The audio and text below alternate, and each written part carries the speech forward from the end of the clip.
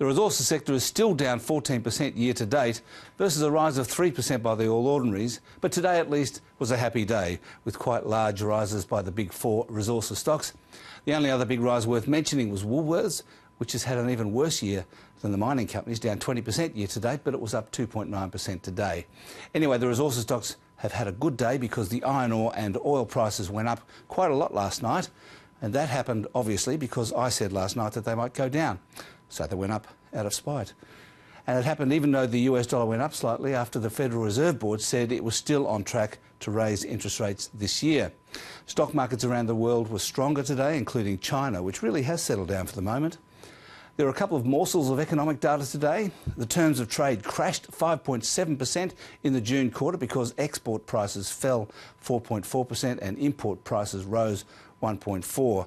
The terms of trade is simply the ratio of export prices to import prices.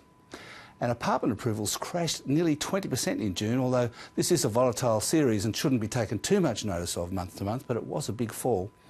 The Australian dollar is steady again against the US dollar and up against the euro and the yen. Now, the currency has fallen quite a lot, as we know, but against the Reserve Bank's measure of value, it's still overvalued by about 10%.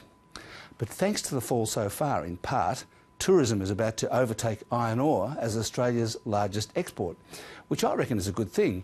Tourism benefits a lot more businesses all over the country instead of just a few in WA, although it would be better if it was happening because tourism was surging rather than iron ore collapsing.